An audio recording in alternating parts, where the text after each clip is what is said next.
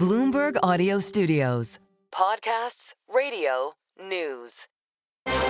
This is the business of sports. The business of sports can be intimidating or hard for a startup to break into. We really appreciate when our owners are actually there, with us through the journey. Teams, ours especially, have been very intentional to diversify at all levels of the company. I think we're in the golden years for the NFL and college football. Our demographic reach has continued to expand. This is going to be really unlocking the streaming platform for sports fans. Sports valuations are rising. We'll see when they peak. You don't have to be the best in your sport to make a whole ton of money. Bloomberg Business of Sports from Bloomberg Radio.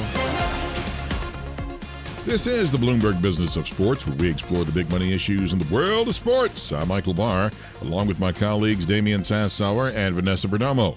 Coming up, we'll hear from Monumental Sports and Entertainment CEO Ted Leonsis. We'll get his thoughts on the growth of women's sports and progress on renovating Capital One Arena in the heart of D.C. We're bringing almost 3 million people a year into our building. We have one of the busiest buildings in the country, and we have to make sure that people have kind of wow factor, right, that they feel really, really good about that experience. We'll also learn about Noah Basketball. It's a data company that uses advanced technology to get real-time feedback to players. All that and more is on the way, but first, the new WNBA season is just getting underway, and it's coming out of one of the most successful years of all time.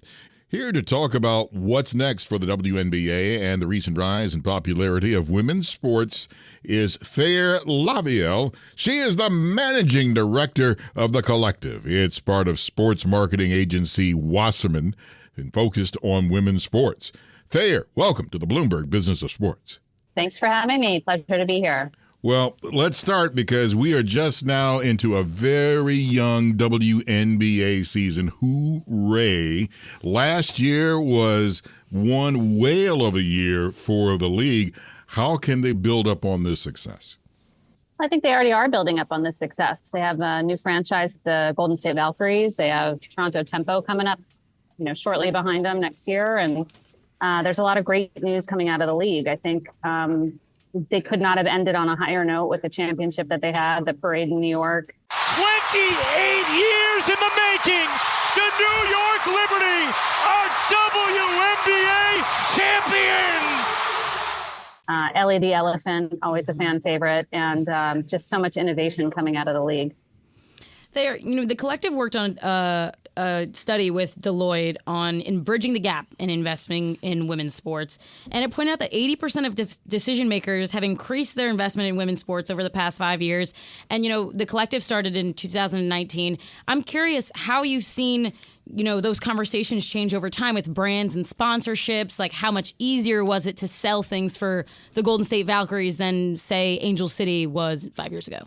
Well, to be fair, we weren't the ones selling for Golden State Valkyries, but I will say that we've seen a huge influx of brands coming into women's sports, full stop. And the WNBA has certainly proven, and the Golden State Valkyries have certainly proven to be an incredible investment for any brands coming in.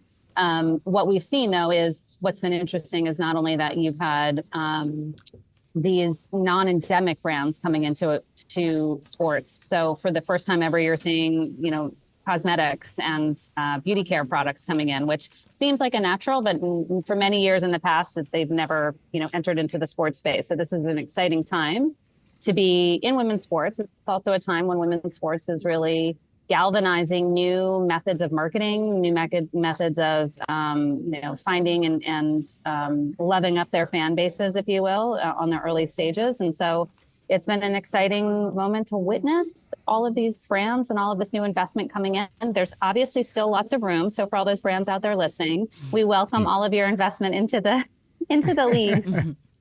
All this new investment, all these new brands, yet the average WNBA salary for the 2024 season was just $147,745. Your average player makes less than a women's pickleball player at $260,000 per year.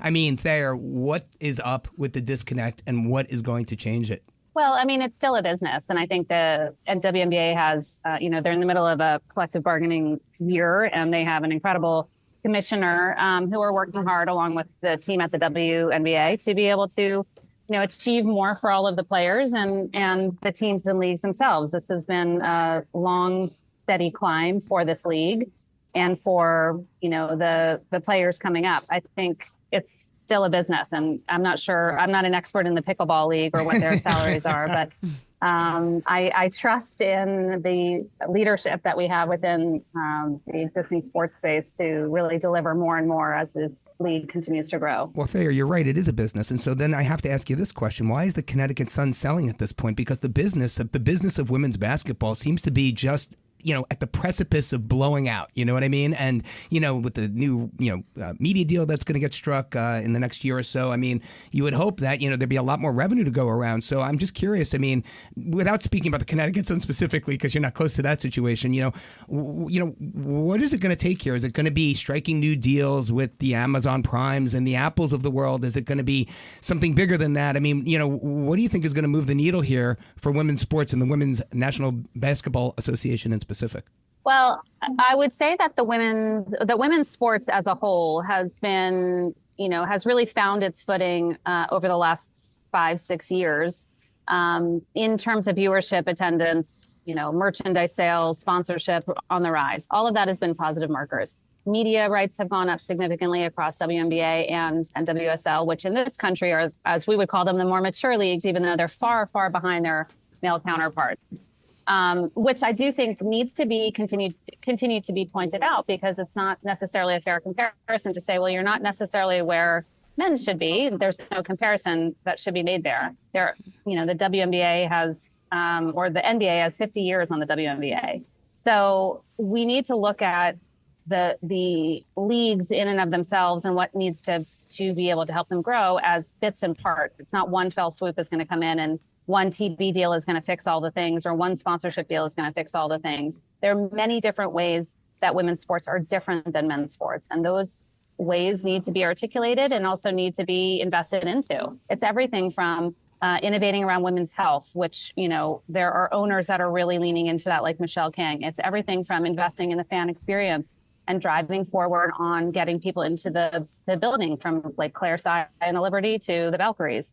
And there are many other teams, obviously the Aces, et cetera, that are doing that. And then there are, ways to look at how to engage in, viewership, to social media, to pushing forward and advocating for the women as players and as individuals.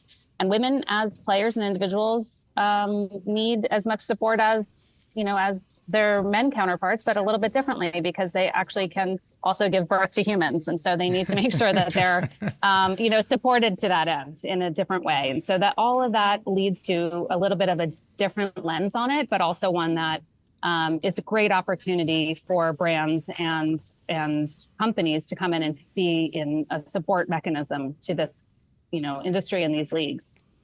I used to be from the old school, if you were the owner of a team and someone says, well, when do you make money as an owner?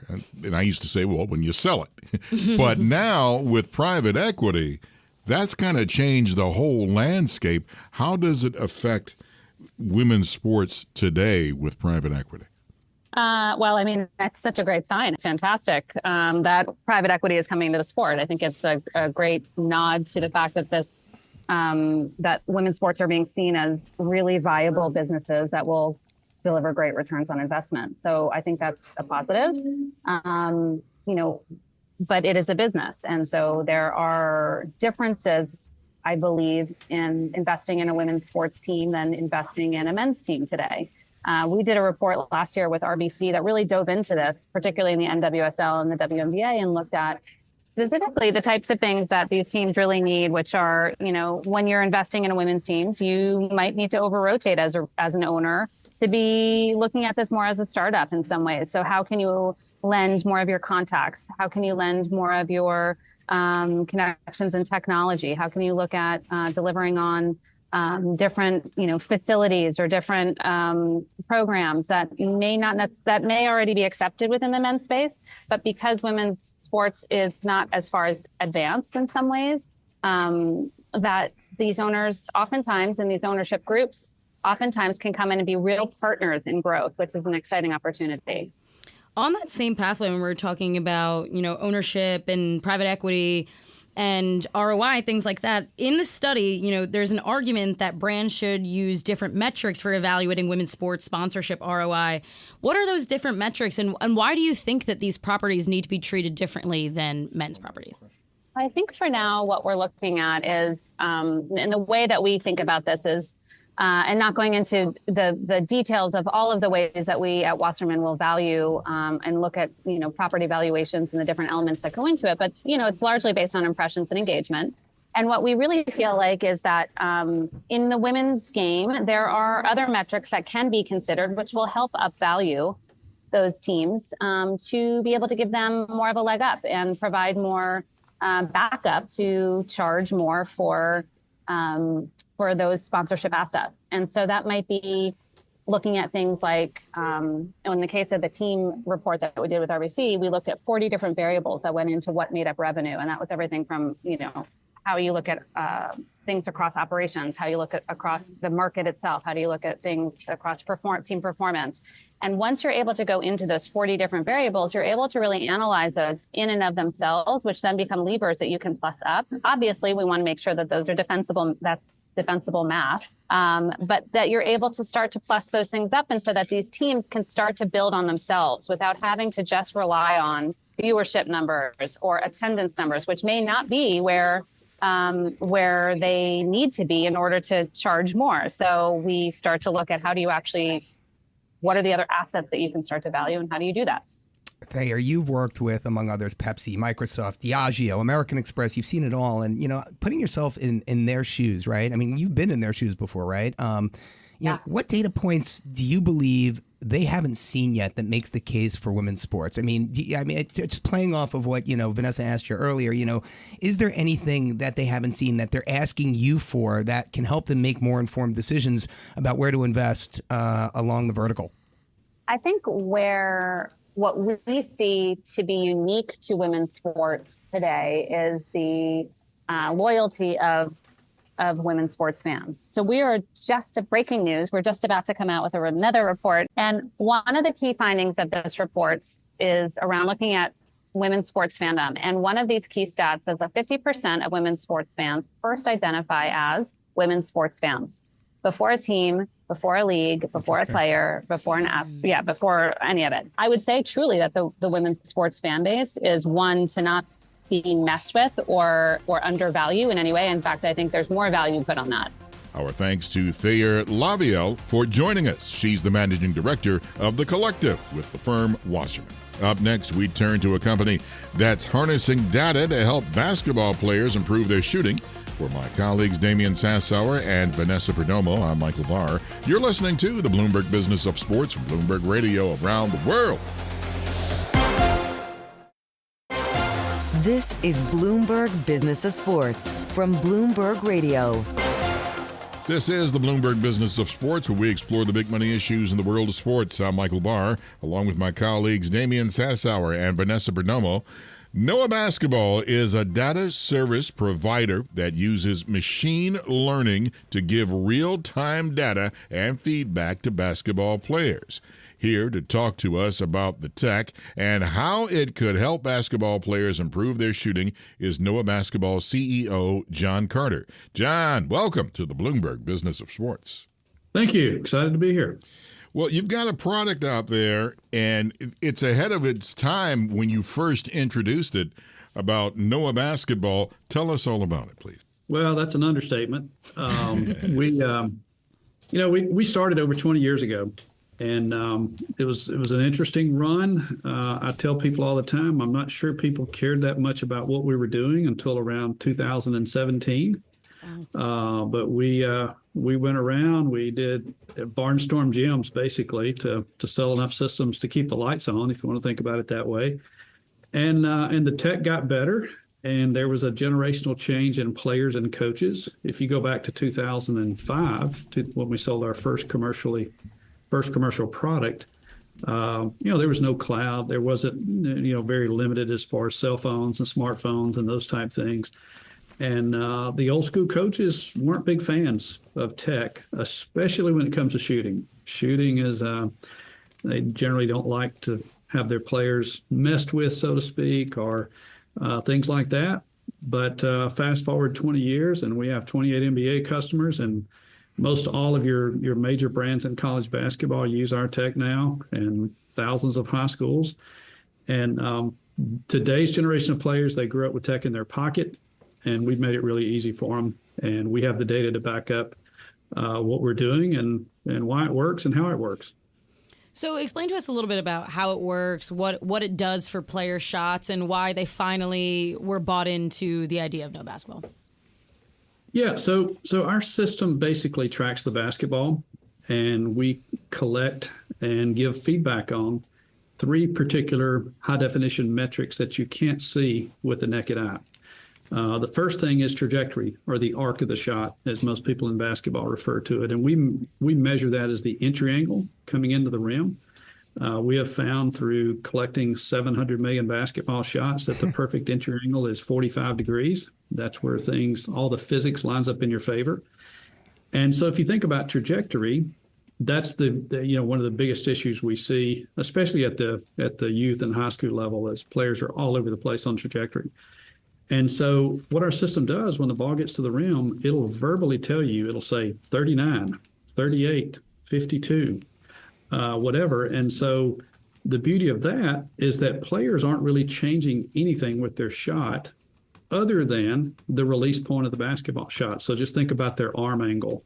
They're perfecting the release height, the release angle, and perfecting which allows them to perfect the entry angle, which gets them to line up the physics in their favor. And you absolutely will see more shots drop if you're shooting in the mid-40s. And we have proven this every way possible. And it just absolutely makes a difference. And so the biggest thing I found, whether it's with NBA, college, high school, wherever, once they have some success with it, then everybody buys in. And it starts spreading throughout the team. Damian, I guess Shaquille O'Neal could have used this, because when he was on the free throw line, it was like a straight arrow going in. I'm surprised you didn't say Mitch Robinson. Michael Barr, here's the reality, John Carter. You need to take me back to 2011. You need to take me back to LeBron James. You need to take me back to Dwayne Wade. That statue would not be in front of Miami's arena were it not for you and your Noah basketball program fixing him on the free throw lines. Talk to us a little bit about how you started, how you got these NBA players to even find you, figure out that you had this product that worked, and then obviously take you forward to today's success.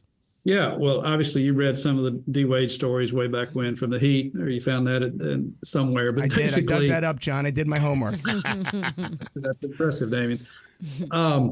But the biggest thing was, we didn't, I'm no former NBA player or anything crazy like that.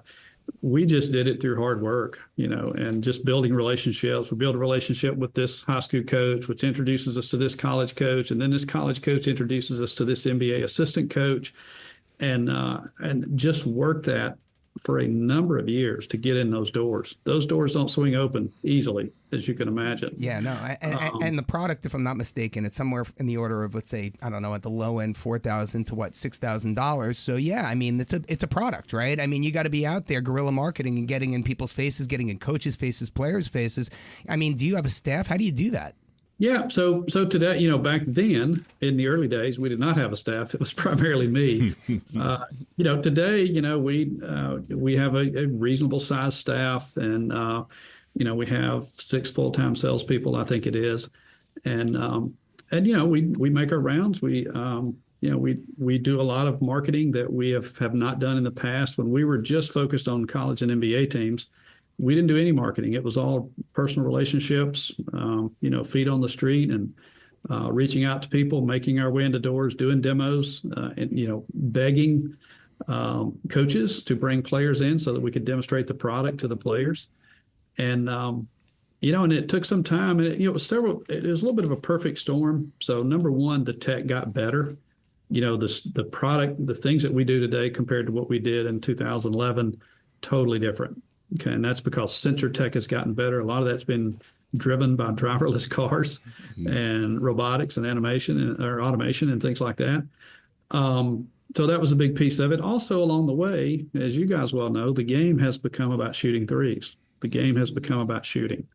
And so that really helped us in a big way. And then, as I mentioned earlier, having the next generation of players that really grew up with tech and believe in tech, all those things together, and we look up and suddenly we've got, almost the entire NBA and WNBA for that matter using our tech. I mean, where does it end, John? I mean, this technology, can it be used in volleyball? Can it be used in golf? I mean, my golf game needs some work. Michael Barr knows this. I mean, talk to us a little bit about what comes next for you, for the company. Well, so we're still a basketball-only company today. We have done some things in volleyball, and there's certainly some other applications. But our focus right now is on we've been focused on the NBA and college market the last few years, and we've been waiting for tech to get a little bit better and a little bit cheaper so that we could really go after the high school and middle school market in a significant way. And we introduced that product this time last summer, and that product is flying off the shelf. This is a product that you can start with as little as $1,500. You can install it in 30 to 45 minutes, and your high school team is up and running. So that's been a huge breakthrough for us. And again, it was about waiting for the sensor technology to get to a point that we could do the things we wanted to do easier and cheaper. And so we have those. So we're really focused on the high school market right now in a significant way. We are also, since this product is so easy to install and has so little bit of a very small support piece, we're now starting to explore international sales. With your technology, you're basically proving, right, the things that we've heard a bunch of times, that sports and basketball is really just math and geometry. Is that right? Like, would you hear a player shooting a ball and be like, oh, I was 3 degrees off there?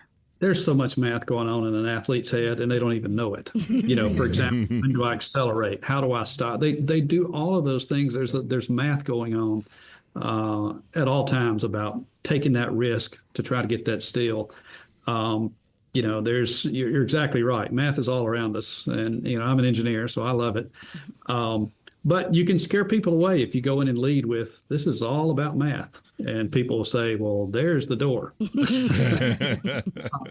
Because it can be a little bit intimidating to people. And so we've actually spent a lot of time simplifying our message, simplifying our product. We use something called splash in a significant way. And so we tell people when they're in the splash zone, something that even NBA players love. We have this, when you get your arc, your depth, shot depth in the basket is a big deal. And then we also measure left-right consistency and where a player shoots the ball straight and not. And when they get all those things in a particular zone, we give them a cha-ching. Nice. And that seems like such a silly thing, but NBA players love the cha-ching. College players love the cha-ching. And so it just lets them know that they had everything in the right spot, and it gamifies shooting a bit for them. And we've also, another thing that was a big deal is that, we've now added in our latest product where you can have your music playing in your earbuds and getting the NOAA feedback all at the same time. And that makes a difference as well. Well, John, I find it so interesting that you mentioned that start-stop, that suddenness, because that really, measuring that has become like the new thing, I think, in sports. If you're reading the same stuff I'm reading, right? I mean, it used to be, can you run the fastest 40? Can you bench press 200 times? I don't know. But now it's measuring a lot of these characteristics that you could never measure before, right? Until the technology was there. So I'm just curious to hear your thoughts. Like, what comes next in sports measurement and athlete measurement? Like, what are you hearing out there?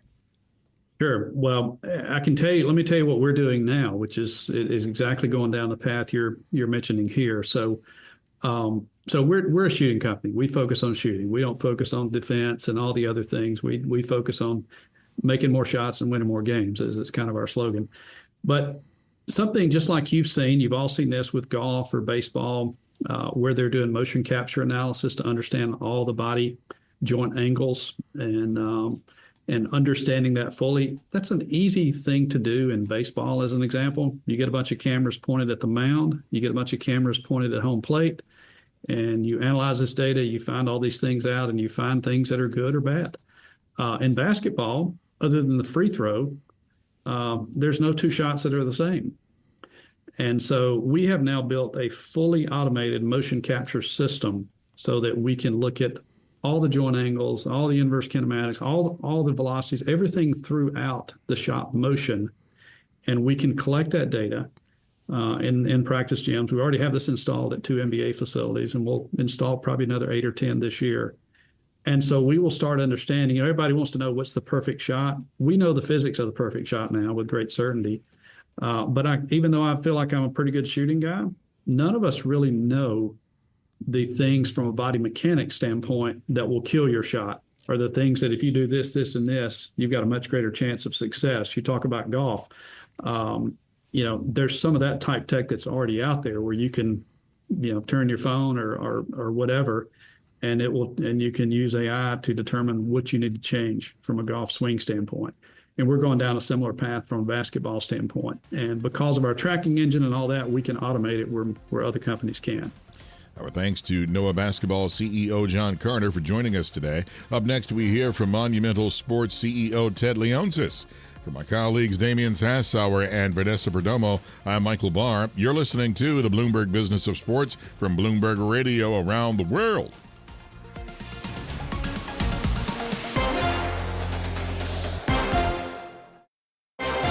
This is Bloomberg Business of Sports from Bloomberg Radio.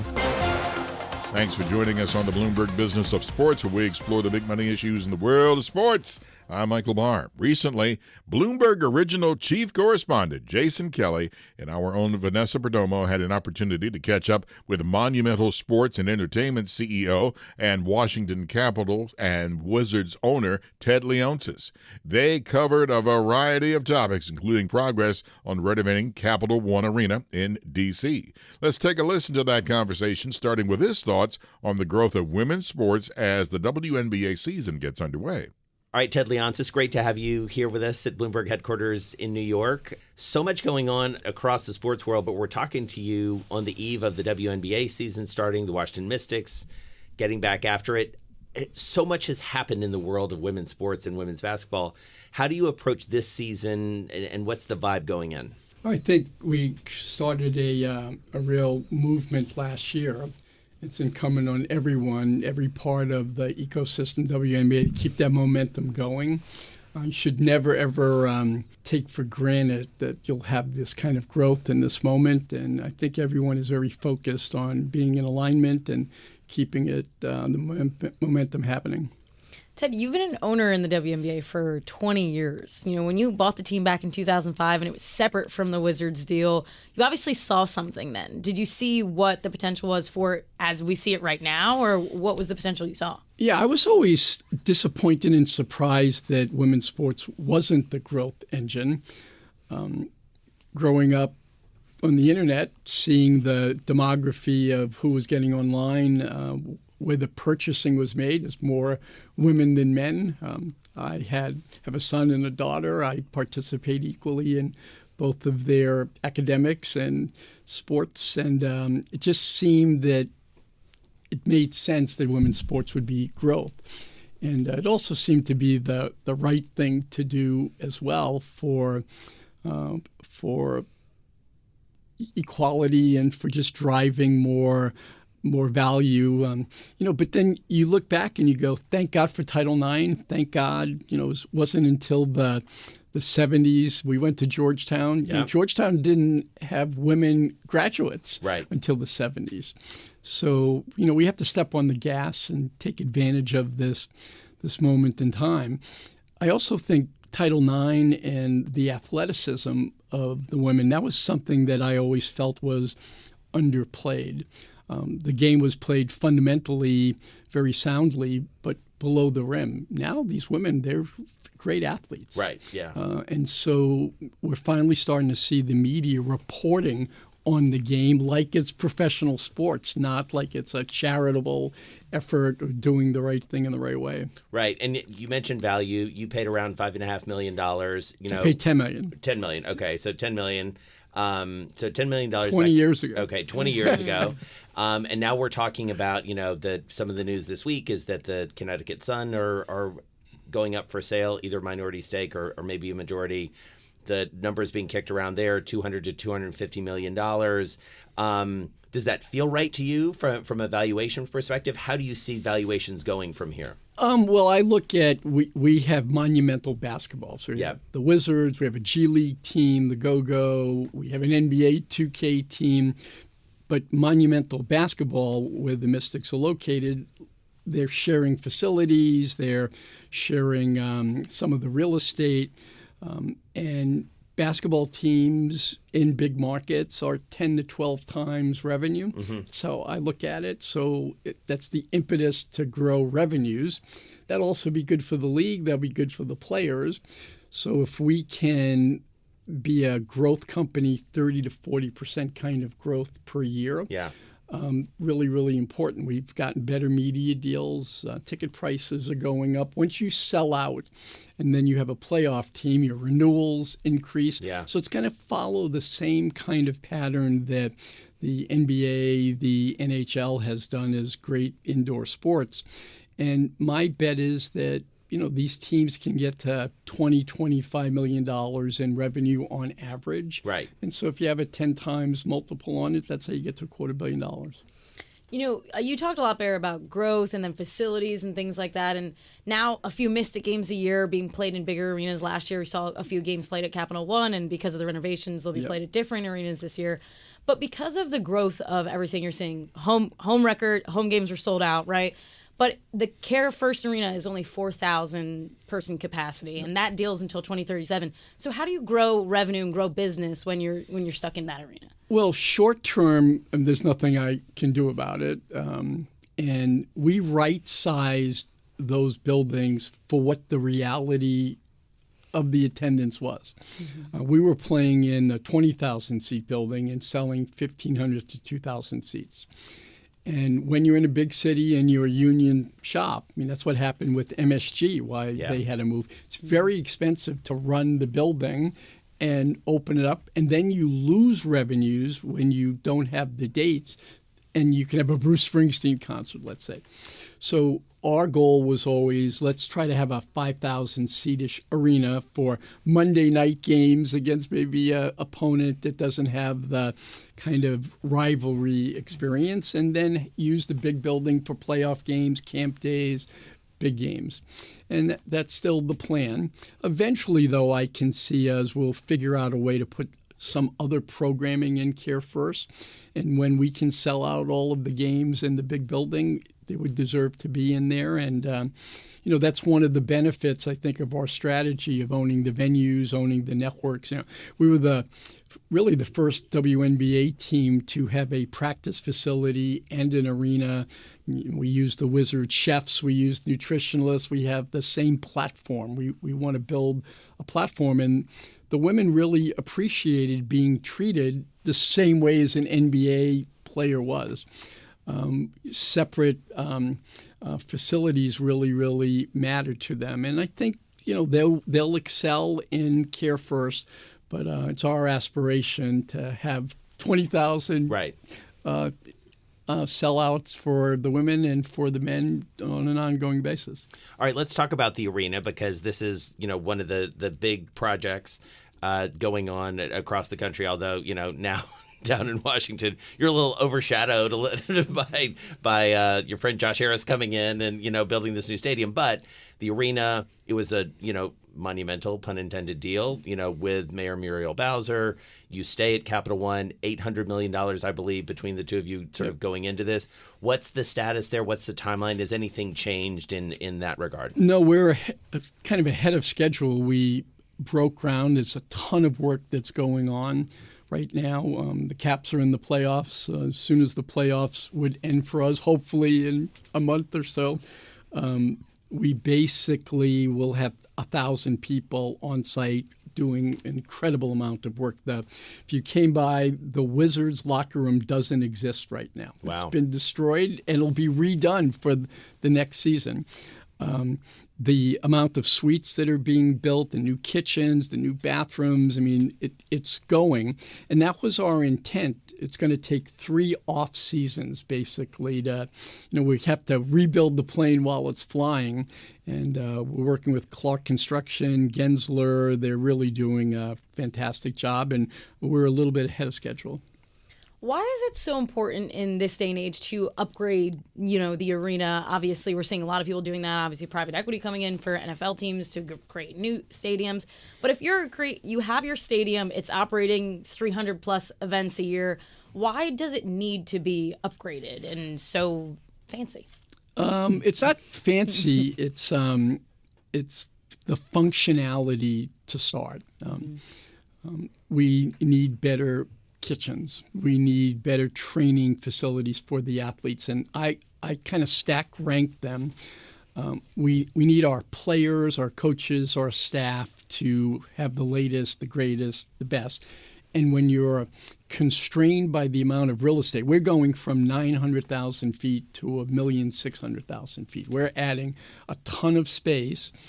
And it was unique for us because we were landlocked, if you will. We couldn't go up at all because of the height limitations in D.C., and I couldn't go down because the metro was there. And I hate to say we got lucky that the mall next door went out of business and someone bought it, and we were able to do a big lease deal with them. And that's given us the elbow room to innovate, to add value for the players and the coaches. And then as we move up the second year and the third year, for the fans. And that's better sight lines, that's more dining capability, that's a reimagination, if you will, on how people get into the building, get out of the building. More look of the interactivity on why does the building have to be dark 18 hours a day? That's always blown my mind on these facilities. We put a cage to lock people out of the building when these are such iconic and important buildings for businesses, for fans, for tourists. And so we want the opportunity in a way to reimagine a front door, if you will, for downtown, and to make this a portal. We're bringing almost 3 million people a year into our building. We have one of the busiest buildings in the country. And we have to make sure that people have kind of wow factor, that they feel really, really good about that experience. So as we wrap up, one piece of your portfolio that I know you would love to add, and you've talked about it a number of times, is a baseball team. Is that still in your mind, and how likely do you think that is? ESPN yesterday announced its new streaming service, and it's surprisingly called ESPN. And it's $29 a month. And they have 46,000 hours of live programming a year. And the reason for that is you want to get scale. You want to get as many subscribers as you can. It's expensive to get a subscriber. You don't want them churning off. What all of us who are struggling with the local media landscape, that's why we bought our RSN. I wanted to control the destiny, just like we want to own the building. You want to control the scheduling destiny. If you only have winter sports, or you only have one team, and you get someone to subscribe, well, when the season ends, they're going to cancel. And now you have the great expense of having to get them again. You're a long-term investor, and we like that about you. Thanks for joining us. Thank you. That's Monumental Sports and Entertainment CEO Ted Leonsis speaking with Bloomberg Originals chief correspondent and host of The Deal with Alex Rodriguez, Jason Kelly, along with our own Vanessa Perdomo. And that does it for this edition of the Bloomberg Business of Sports. Thanks for joining us. Tune in again next week for the latest on the stories moving big old money in the world of sports. You are listening to Bloomberg Business of Sports from Bloomberg Radio around the world.